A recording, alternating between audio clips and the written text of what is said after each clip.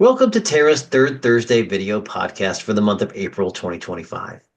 Today, we will again be having another strategic discussion designed to help your organization maximize your e-scrap and ITAD operations.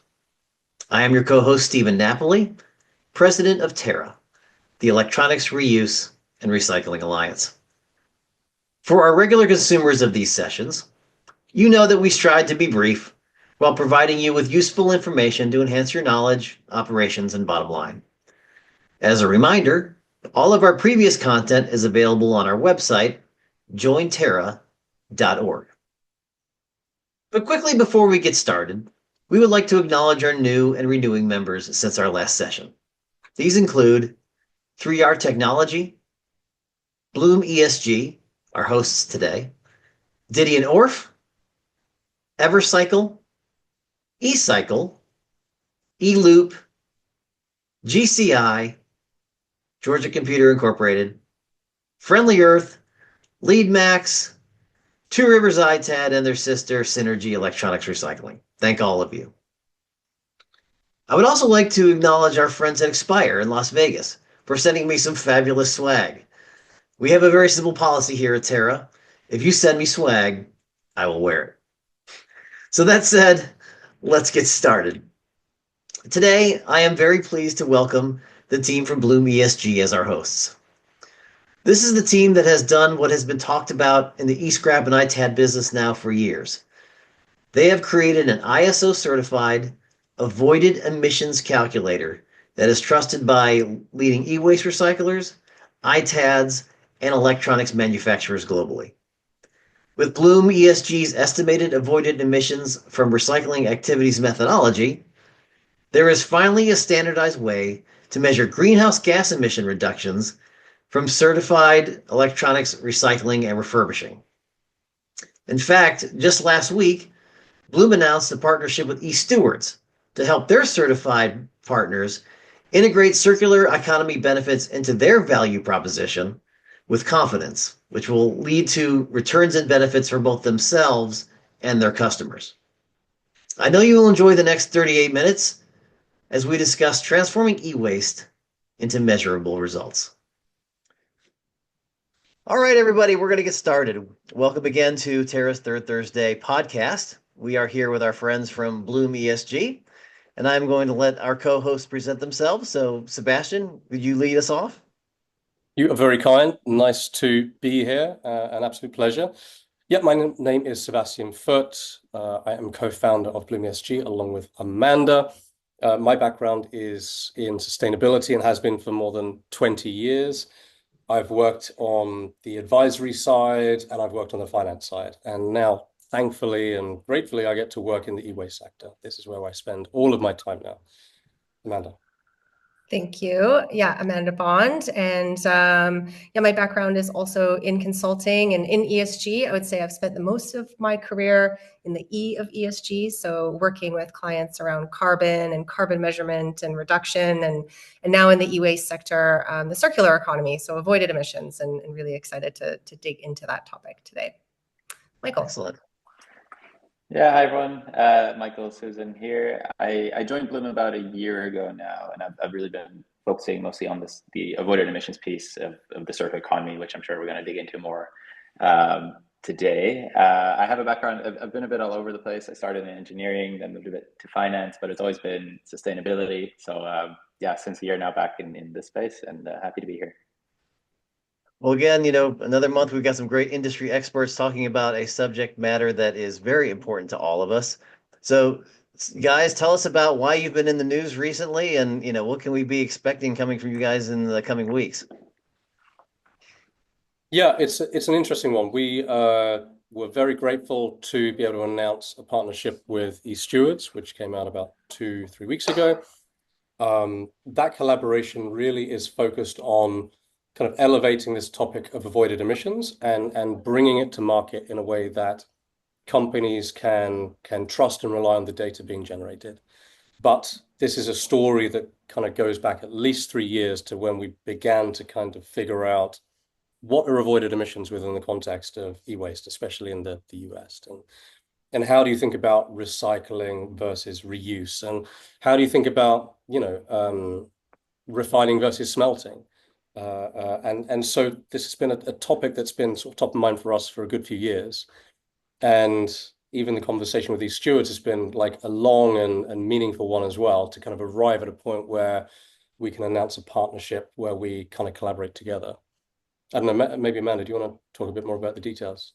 Yeah, no, for sure. I think what's been really fascinating about this industry is it is by nature, provides environmental benefits in of course recycling and recovering precious metals, and so it's providing such a fantastic service for sustainability. And so to date, there hasn't really been a very robust way to kind of capture those benefits and measure them in a really No, it has been completely herky-jerky, willy-nilly. Just anybody who's got some sort of mathematical background has put together some sort of an algorithm based on who knows what. So what you guys are doing is really exciting. Yeah, no, thanks. And I think the way that we've approached it has been, I would say, from an advisory and consulting perspective. So really kind of digging in with the technical details to create and build off of a methodology that is defensible. So our kind of goal has always been, let's create something that the industry can use and that they can really rely on. And then that, of course, has led into our ISO verification, and then, of course, the eStewards partnership as well. And so it's been really great to hear anytime we're talking with folks in the industry, them saying to us also that this is something that's been really needed and that they've been looking for quite some time. I've had this conversation going back 2 and 3 years, even longer probably, with friend Aaron Zepper over at DMD out in Arizona. And the fact that you kind of tied what you're doing to an ISO really establishes a new kind of credibility to this space that hasn't been there before. Kind of walk through that process. How you got to that point, and how long did it take you to get there, and kind of what are the next steps? Yeah, I mean, I can sorry, I can do like a high level, and I also think it'd be really interesting also to dig into a little bit like the methodology itself and what was actually verified and audited. But it was a journey for us. I think we started off with recognizing that there was a need.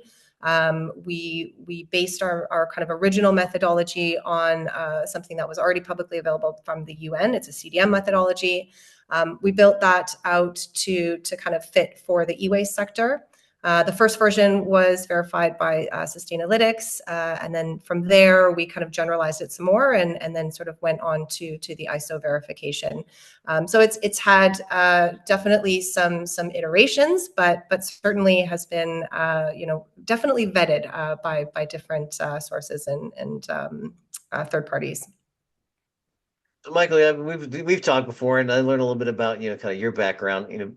What are some of the challenges you saw as you guys were coming up with some of the mechanics and the algorithms and the thought process of building this new tool?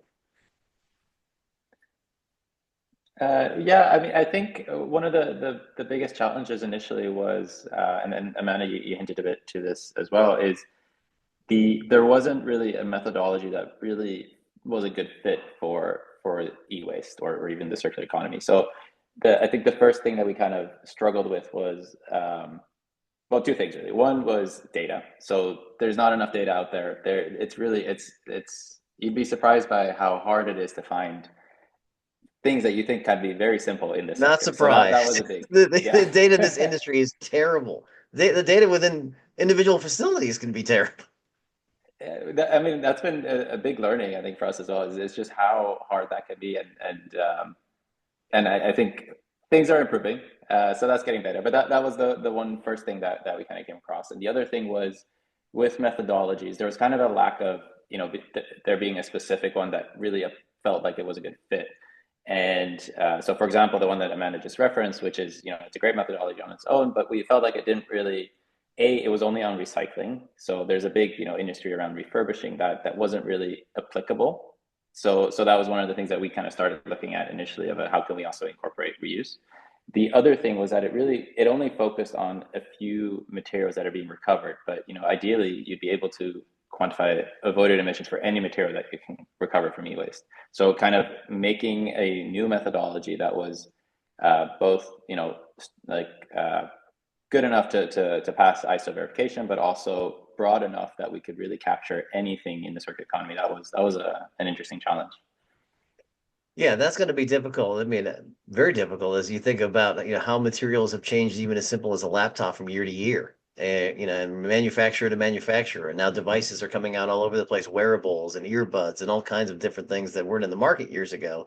That's going to be the challenge of that's going to continue to grow. So, as you look out into the future, where do you see, your work kind of evolving?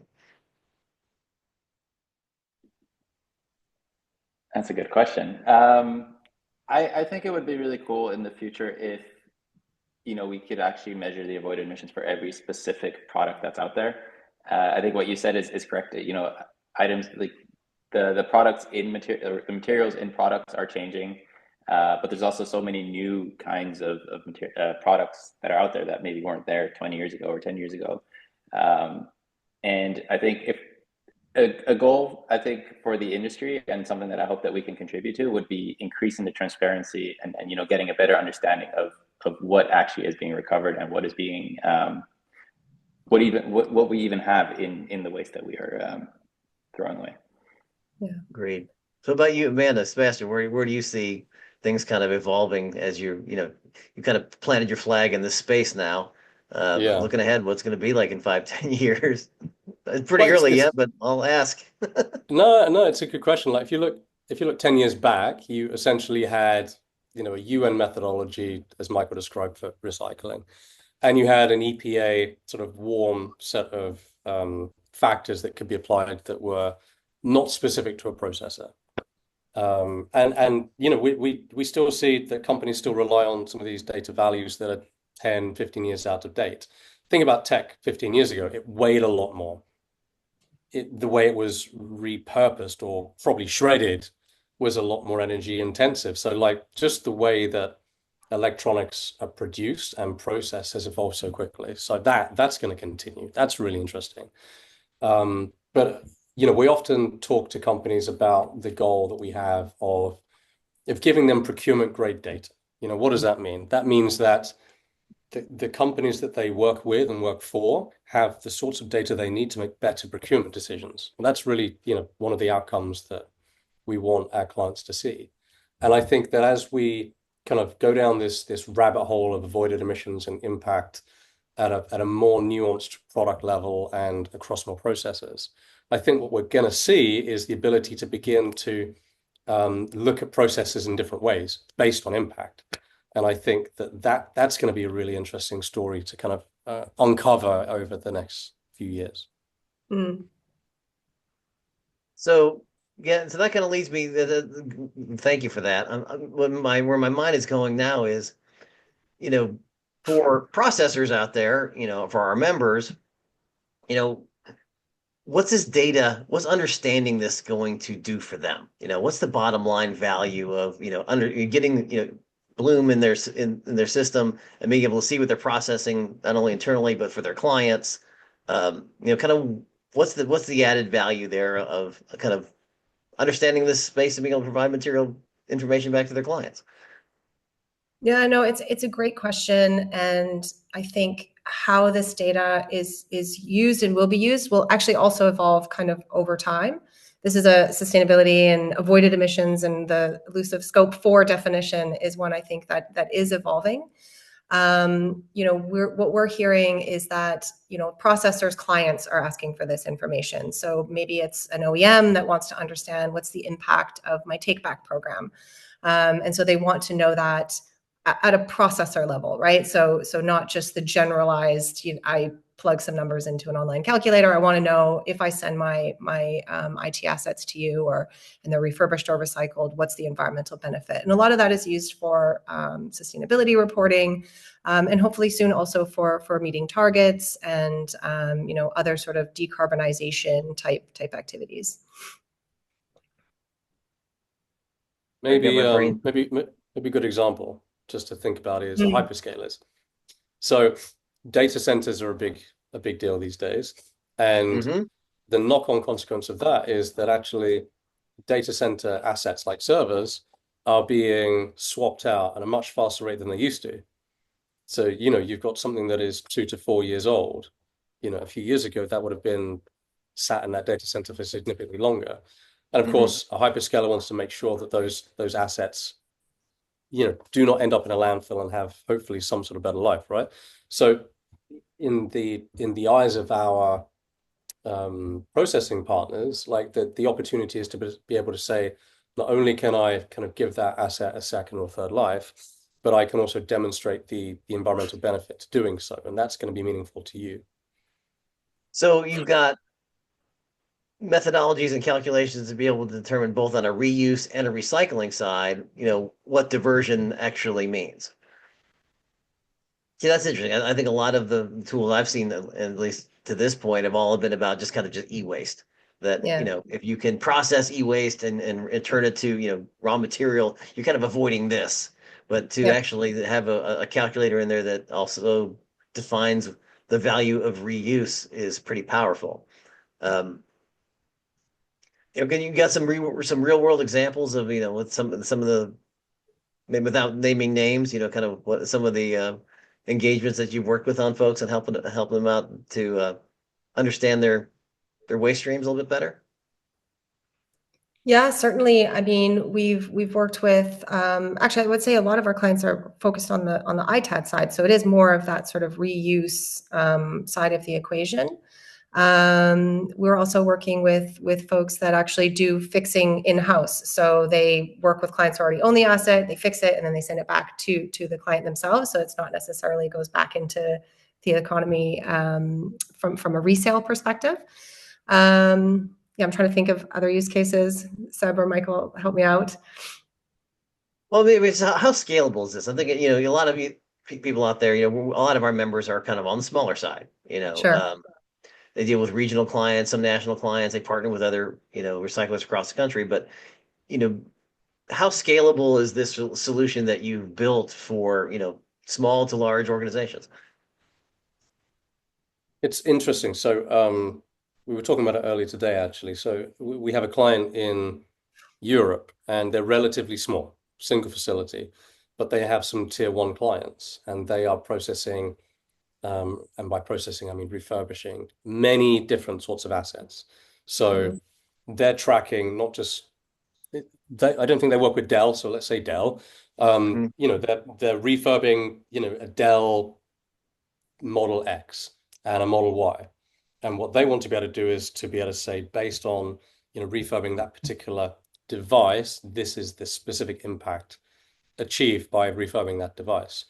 And by the way, we have at least 7,000 different, you know, devices by brand and by model that we track. So Bloom, can you do that? And, you know, those are the really fun questions that we get from clients. Like I think every time we work with a company, we learn something new about the sector and we learn something new about assets. And, you know, the real benefit, I think, of software is, you know, we get to kind of build out and tweak it based on how these companies actually work and what data they actually want to track and what impact they want to share. So, yeah, it's great. And you would think that larger clients would be more complicated, but that's not necessarily true at all. It's kind of across the board actually, and we've been grateful to be able to work with like startups as well as, you know, well-known brands that Mhm. certainly members here as well. Maybe just another kind of non-e-waste example is actually we're working with a medical waste company. So it's similar in the sense that you get, you know, all this mixed kind of stuff in, and then you get what you get out are raw materials. And so we were able to kind of use the methodology for that as well, to basically measure those benefits. So behind that, so obviously, as you get more clients, as you chew on more data on more devices, is there like a machine learning element to it, or, you know, how as you're growing your database of knowledge, how is that being like integrated into your systems, or is that phase two of maybe adding some AI to this creature that you've built? I mean, maybe it's not. I mean, I see Amanda laughing. It's not something we thought about yet. But there is what's really interesting to see is like the more clients we work with, the better we start to understand, and the better we the more we've come to appreciate the complexities of the industry. And I think a really cool thing that we're kind of learning and seeing as we go is that every facility is unique, but there's a lot of similarities. So I think as we're kind of growing and scaling, the avoided emissions calculator, we're getting a much better understanding of what actually gets recovered per asset that is considered or component of e-waste, and what kind of energy goes into and what kind of processes are associated with breaking that down into raw materials or refurbishing. So that's something that is part of the learning process, and it will also definitely help for smaller companies or bigger companies that don't actually know or have insight into those kind of things, to be able to still have a bit of a generalized insight into, okay, this is what the impact is of my work and what the avoided emissions are. Yeah, it's interesting. We are the machines that are learning at this point. Yes. Yeah. So there's what we've also discovered is that every processor that we talk to is upstream of a processor or downstream of a processor. Right. It's a very intertwined network, which is great. It's like a family, but a slightly dysfunctional one in some ways. It's great. I really like it. And I think what we're learning as well is that actually as we get a better understanding of different types of processes, we're able to then bring that data to a company. Let's say they've got 30 downstream partners, and that changes every year based on what they're receiving. Our ability to kind of be able to say that's okay, because we already understand what sort of processes they're going to have and how much energy it's probably going to take and what sort of things they recover. We can begin to kind of put that picture together. And that, machine learning, AI, all of that for sure becomes helpful in us kind of disaggregating that data to make it meaningful.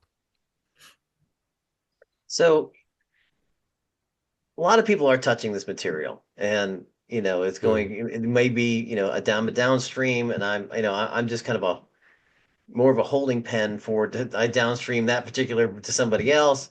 How does one, or is there a roadmap or a pathway to kind of monetizing the carbon capture elements and other things that are built into your system of being able to demonstrate recovery of assets? Yes, it's a really interesting and timely question. It's something that in the voluntary carbon markets has existed for a long time, but is relatively new. In fact, very new in this space. So if you think about it, today a company might buy carbon offsets from a renewable energy project in India, or maybe a reforestation project in Indonesia. And they do that to offset some of the emissions on their carbon balance sheets. But if you look at the best practice guidance today, what is being recommended is that companies try to focus decarbonization efforts on their supply chain, on their value chain. And what we see in the e-waste sector is that the e-waste processing sector is at the heart of circularity for many large companies. They are essentially the scope 3, not the total scope 3, but partial scope 3 emissions for many large companies. So if you can verify avoided impact by verifying the assets that were received, the commodities that came out of it, and the energy that went into processing them, then there is an opportunity to create a verified avoided emissions certificate that can then be transferred to an upstream OEM, let's say, who has decided to send these assets for processing, or perhaps a downstream company that decides to buy refurbished service, for example. So the commodity itself is interesting because essentially it allows you to then move the impact of reuse with the asset as it moves potentially, or to separate it because you realize that the company upstream cares more about that value than the company downstream does. That's the next chapter. That's what I'm probably most excited about. That's going to be a challenge. But it's such a no-brainer. I mean, any corporate entity, there's not an organization on earth that doesn't have an e-waste footprint. Yes. So for them to not capture this information and put it into their reporting and how they're, operating, it just is an absolute just mistake. I mean, it's just tripping over themselves to not, Mm. capture Yeah. this information, which is going to make it, I think, very powerful and very necessary for, folks like our collectors and recyclers and refurbishers Yeah. to make sure that they're collecting this data on their side. So they can really not only just report back, but, maybe even in the future, be able to sell off some of the carbon credits that they've earned from materials that they have, processed properly. Totally. I Mhm. mean, if you can put a financial incentive around reuse or recycling, then someone recently said to me that there are literally billions of phones in people's drawers. Yeah. If we can begin to put financial incentives around taking them out of the drawers, that can only be a good thing. Yeah, I Yeah, mean, it just further expands the capacity of e-waste recycling and refurbishment, which, I mean, if you look at the numbers of e-waste, it's just going to continue to grow, right? So it really bolsters a sector that was already doing this and helps it grow.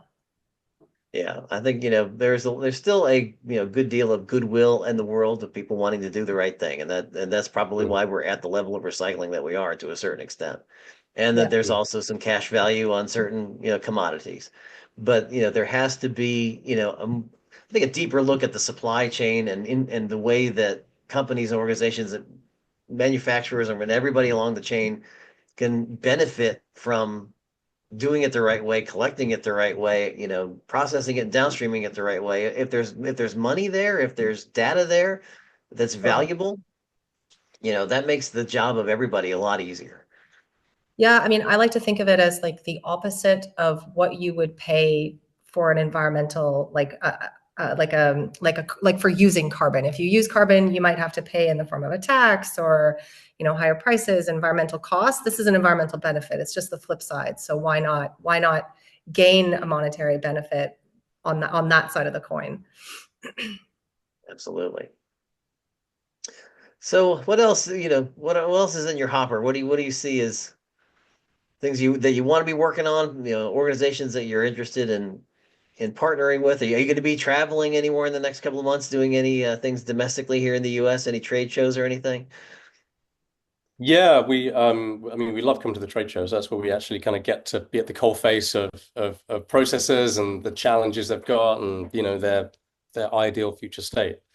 Um, but also, like, the partnership with these stewards is interesting because they've set us the challenge, and it's a good one to move Mhm. beyond just being able to define avoided carbon. So they want to see, can we define avoided critical minerals, for example, or avoided use of toxics. And so, the next iteration in the platform is going to be around, defining those methodologies and then expanding the potential for reporting beyond CO2. Hmm, that's interesting. So, yeah, well, this has been fascinating. My brain is sometimes I just can't keep up with all the different things that are in my mind because this is just a subject that has Yeah. been on the tip of everybody's tongue for so long now, and to see an ISO certified solution coming into the space is really exciting. I think for everybody that's going to be watching this, um, kind of like that $64,000 question. I mean, to get involved with you guys, to get engaged. Um, what people are going to look at, what's going to be the benefits, and potentially what are going to be some of the investments they're going to have to make. Yeah, I mean, the benefit of being able to do this in software has meant that this isn't really a consulting exercise anymore. There's some time up front that we spend with a client to understand, what data do they gather and how do they gather it? Are they using an ERP system? Have they got an API? Have they got, in-house tech capabilities or not?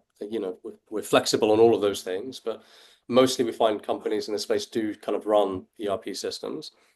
And then it's a case of defining the data that we need to gather, and then presenting it back to them and to their customers in a way that they want. So they have a few choices. They can access the Bloom dashboard if they want to generate reports specific for particular clients, or they can connect to our API and have that go straight into their own custom-facing dashboard. or they can also generate PDF templates and share those directly with customers as well. So there's a lot of flexibility there. And obviously we're incredibly expensive, but we do our best. No, we do our best to kind of recognize this is a sector that is looking for this sort of solution. And by building this with software, it gives us the ability to scale in a way that affords us the ability to not be outrageous when it comes to pricing. So we're also learning kind of how the industry works. So a proxy for pricing for us is basically facilities. The number of facilities tends to be a good proxy in terms of the level of effort for onboarding, and also kind of the amount of data we're probably processing as well. So we tend to kind of base it on that. And my apologies to our listeners here, because again, I've seen this, I've seen a demo, and I sometimes forget that this is all new to you all. This is an online software, so this is data that as material comes into your facility, you're going to be scanning information into it. So tell us just a little bit about, that piece of it, so kind of people understand, exactly what it is that they're doing and how it connects maybe to your ERP system or other elements within their operations. Yeah, I mean, it's quite simple, and I saw Michael go off mute, so maybe I'll keep it short. But it's, if it's an API connection, we have documentation that, folks, IT teams can review. It's really about just getting the basic information that we need from an ongoing sort of avoided emissions calculation perspective. And then there is that kind of upfront onboarding piece, which is something that we just work with clients through that process. Michael, you probably want to add more detail. I mean, I think you summed it up pretty good, but I just wanted to say that it's pretty straightforward, but we do have this upfront sort of onboarding phase. So during that phase, we really just try to understand your processes. What kind of energy are you consuming? How much? Where are your facilities, or where is your facility located? All of that kind of helps us get a better understanding of kind of the emissions that are associated with your processes. And then also, what do you actually do? So are you refurbishing? Are you recycling? And if you're recycling, let's say you have a laptop, what actually happens on your facilities? Are you shredding it? And then, all the way down to what materials actually get recovered from that single asset. So once we have an understanding of that, we create the account for the specific client. And after that, it's just really connecting to the ERP. So the calculations are based on an individual order. So, we get, for example, data on, okay, we processed 15 kilos of laptops, and it returns straight away the avoided emissions associated with it. And that's what I find, fascinating, is that, you guys have also, this data is powerful in the sense that it's also been localized. I mean, you understand the differences in a kilowatt hour pricing from California to Tennessee. How was that power generated? Was it generated from more clean energy, from more, clean coal, dirty coal? So all of those kind of factors can get put into your algorithms and figure out what your ultimate result is, which is, extremely powerful. So I congratulate you guys again on being first in this space, for having come up with, an ISO-based solution to help, start to capture and start putting data around an industry that is just very data poor. So I'm cheerleading you all the way to make sure that at some point, the impact that our certified recyclers and, folks all around the world that are touching this material are finally being given the proper credit for all the good works and hard work that they do every day. So with that, I'll kind of let's leave it up to, one final thoughts for you all as to, kind of what's next and what you're excited about. Yeah, I can kick us off. Always gives others a little bit more time to think about a response. I think, we're really excited to be in this space. I think, from an e-waste perspective, but also from a sustainability perspective, it's a shifting landscape. It's very much a voluntary driven thing, as circular economy is. There's also politics involved, but I think this is definitely a space, and especially when it comes to sustainability and circular economy, that is here to stay. So we're really looking, and I'm looking forward to just kind of watching this and continuing to kind of work with clients and learn more about the sector and adapt as we need to as the shifting landscape changes around sustainability and ESG and because I'm sure it will. Yeah, I think that's final thoughts from my side. Seb or Michael? Michael, Sebastian, final Michael, do you thoughts? want to go, Michael? Okay. No, I was just going to say to a point that I made earlier, I think transparency is really the next thing. And I hope, I welcome all OEMs and others to publish more data on what actually goes into manufacturing and also, recyclers and others. Like it's so important to actually measure what is going on. And we're happy to help. And I hope it's sort of a trend even outside of Bloom that continues to improve. Yeah, and maybe just from me, like I think e-waste processors are unsung heroes. I think they have a story to tell, and they haven't had a prism through which they can actually tell it. And I think this is an opportunity for them to be truly valued for what they do. And I think that's just going to create so many interesting commercial impacts and opportunities that it's just, for me, that's just really exciting. Just I don't know where that's going to go, but I think it doesn't matter. It's going to be good. Whatever it is, it's just going to significantly improve the sector. And that's great. It's nice to be part of it. Amen. Ding ding.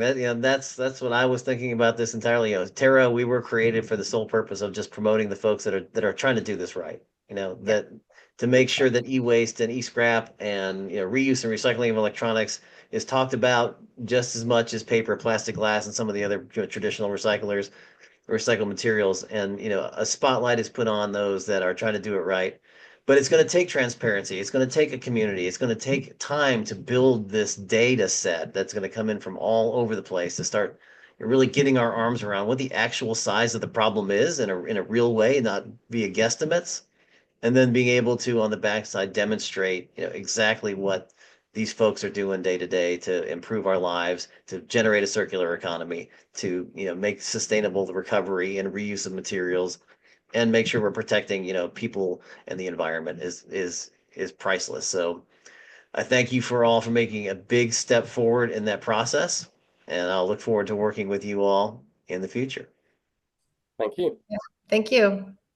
So everybody else, again, thank you for joining us on this April version of our Third Thursday podcast. We will be back the third Thursday next month talking about something interesting, which is the recovery of rare earth materials. So stay tuned for a little bit more information about that at the beginning of the month. But until then, take care. Goodbye, everybody.